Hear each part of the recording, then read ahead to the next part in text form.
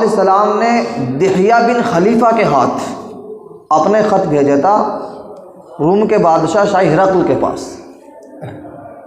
بادشاہ نے وہ خط پڑھا اور خط کی تحقیق کرنی چاہیے کیا یہ نبی سچے ہیں یا جھوٹے ہیں، اور اس کی تحقیق کے لیے بادشاہ نے یہ نظام بنایا کہ مکہ مکرمہ سے جو اس وقت یہاں تاجر آئے ہوئے ہیں تجارت کے لیے، ان میں جو اچھے لوگ ہیں ان سے پوچھیں گے، وہ صحیح بات بتا دیں گے کہ یہ آدمی جھوٹا ہے کہ سچا ہے۔ بادشاہ نے حکم دے دیا کہ مکہ مکرمہ سے جو تجارتی لوگ یہاں آئے ہوئے ہیں روم کے اندر، ان میں جو معزز اور اہم لوگ ہیں ان کو بلا کر کے لایا جائے۔ چند لوگ بلائے گئے جن میں ابو سفیان بن حرب تھا۔ ابو سفیان یہ واقعہ بخاری مسلم بڑی کتابوں میں اچھی طرح صاف صاف موجود ہے۔ ابو سفیان بن حرب چاہتا تھا کہ میں کوئی ایسی بات کہوں جس سے آپ کا جھوٹا ہونا ثابت ہو جائے، لیکن ڈر یہ بھی تھا کہ اگر میں نے کوئی ایسی بات کہہ دی کہ آپ جھوٹے نہیں ہیں اور میں جھوٹا ثابت ہو گیا تو میں بادشاہ کی نظر میں گر جاؤں گا، ذلت اٹھانی پڑے گی، اور اپنے ساتھیوں کی نظر میں ہمیشہ کے لیے جھوٹا ثابت ہو جاؤں گا۔ جھوٹا تو بنانا چاہتا تھا، یہ تو بات واضح تھی، آپ علیہ السلام نے نہ کبھی جھوٹ بولا، نہ جھوٹ کا تصور، نہ جھوٹ کے وہم و خیالات۔ آپ کو تو غیر بھی صادق و امین کہتے تھے، سچا ایماندار مانتے تھے، اپنی امانتیں رکھ کر آپ کے پاس جاتے تھے۔ لیکن ابو سفیان بن حرب یہاں یہ چاہتا تھا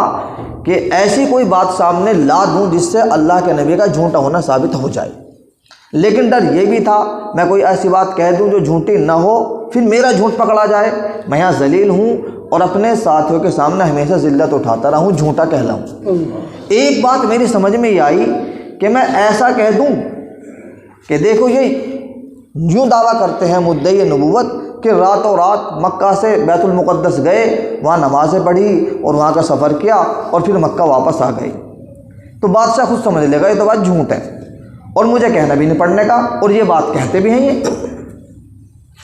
ابو سفیان بن حرب نے یہ بات بادشاہ کو بتائی کہ جی ایک بات ہے، یہ جو مدعی نبوت ہے محمد یہ یوں کہتے ہیں کہ ایک رات مجھے مکہ سے آپ کی اس مسجد میں بیت المقدس میں لایا گیا، یہاں نماز پڑھائی اور پھر راتوں رات واپس چلا گیا، تو میری تو سمجھ میں یہ بات آتی نہیں جی۔ جب یہ بات کہی، بادشاہ کے سرحانے بیت المقدس کا جو بڑا عالم تھا وہ وہیں کھڑا ہوا تھا، وہ فوراً بول پڑا کہ اس رات سے میں واقف ہوں اور میں اس رات کو اچھی طرح جانتا ہوں، کہ پھر تم بتاؤ کیا کہنا چاہتے ہو اس کے بارے میں۔ بادشاہ ادھر سے ادھر متوجہ ہوا، سفیان بن حرب سے ادھر متوجہ ہوا کہ بتائیے۔ کہ جی بتانا یہ ہے، میرا معمول تھا روزانہ کا، میں رات میں جب جاتا تھا کوئی بھی دروازہ نہیں کھلا چھوڑتا تھا، تمام دروازے اپنے ہاتھوں سے بند کرتا تھا۔ اس رات میں نے سارے دروازے بند کر دیے، ایک دروازہ مجھ سے بند نہ ہوا۔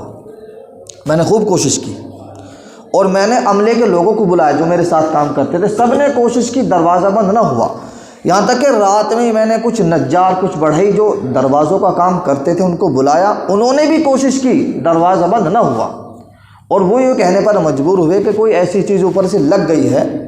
کہ اب یہ بند ہو نہیں سکتا، اب دیکھ بھی نہیں سکتے، کل دیکھیں گے۔ اور ایسا محسوس ہو رہا تھا کہ ہم کسی پہاڑ کو دھکیل رہے ہیں،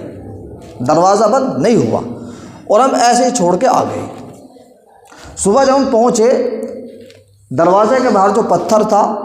ہم نے اس میں سوراخ دیکھا، معلوم ہوا یہاں کوئی جانور باندھا گیا ہے، یعنی اس بات کی تصدیق کی کہ آپ یہاں آئے ہیں، آپ نے یہاں انبیاء کی امامت کی ہے۔ تو سفیان بن حرب یہاں بھی مغلوب ہی ہوا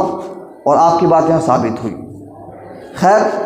واقعہ معراج سچا ہے، اس پر ہمارا عقیدہ ہے کہ اللہ تبارک و تعالیٰ نے جو آپ کو معراج کرائی جسم و جثے کے ساتھ کرائی ہے، لیکن